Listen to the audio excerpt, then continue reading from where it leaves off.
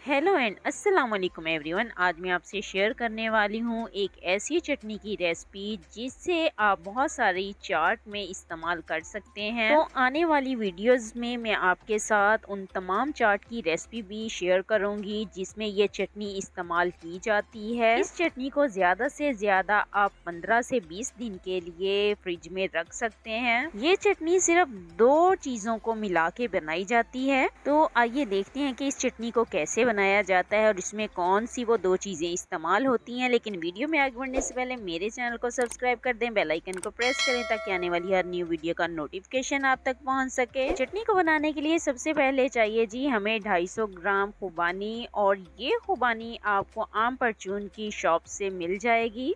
और अगर आपके पास साबुत वाली खुबानी मौजूद है तो आप उसको इस्तेमाल करते हुए भी इस चटनी को बना सकते हैं। चाट वाले चटनी बनाने के लिए इसी खुबानी का इस्तेमाल करते हैं। ड्राई खुबानी के ऊपर बहुत सारी डस्ट मौजूद होती है, तो सबसे पहले हमने इस खुबानी को 10 मिनट के लिए भिगो के रखना है। भिगोना इस वजह से है ताकि इसके ऊपर जितनी भी डस्ट वगैरह मौजूद है वो निकल जाए। 10 मिनट के बाद हमने करना क्या है जी, हमने 3 से 4 बार खुबानी को पानी के साथ धोना है। तो आपको यहाँ पर पानी साफ नज़र आ रहा होगा, तो 3 से 4 बार मैंने खुबानी को धो लिया है। और अब हमने इसमें मज़ीद पानी डाल के खुबानी को बॉईल करना है। सिर्फ 5 मिनट हमने खुबानी को बॉईल करना है। 5 मिनट में खुबानी बहुत अच्छे से सॉफ्ट हो जाएगी। और अब हमने स्टोव को कर देना है ऑफ। और यहाँ पर आप देख सकते हैं कि खुबानी जो है वो कितने अच्छे से सॉफ्ट हो चुकी है। और ये बात आपको दोबारा से मैं याद करवा दूं कि हमने 250 ग्राम खुबानी ली है और इसमें हमने अब 100 ग्राम इमली डालनी है। इमली को सबसे पहले हमने पानी डाल के भिगोना है ताकि इमली सॉफ्ट हो जाए। और जब इमली सॉफ्ट हो जाएगी तो हमने इसकी गुठलियाँ निकाल देनी है और पल्प को अलग कर लेना है। तो यहाँ पर मैंने इमली की गुठलियाँ निकाल दी हैं और यहाँ पर हमारे पास जी पल्प मौजूद है। तो अब हमने बॉईल की हुई खुबानी को इमली के पल्प में ऐड करना है और इन दोनों चीज़ों को अच्छे से मिक्स करना है।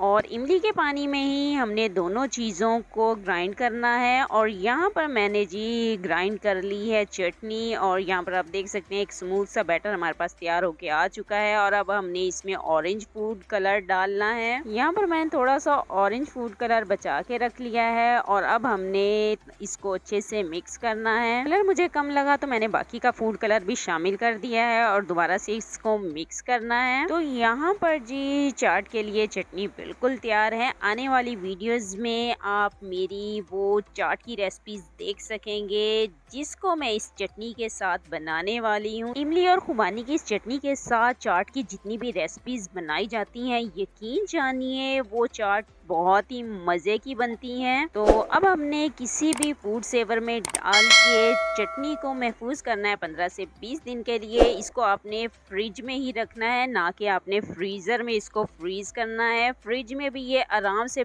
15 से 20 दिन चलेगी। आज की ये रेसिपी पसंद आई है तो वीडियो को लाइक कीजिएगा और शेयर कीजिएगा अपने फैमिली एंड फ्रेंड्स के साथ। इसी के साथ आप सबसे इजाज़त चाहती हूँ। जहाँ रहें खुश रहें, आबाद रहें, अपनी दुआओं में मुझे याद रखें। टेक केयर एंड अल्लाह हाफिज़।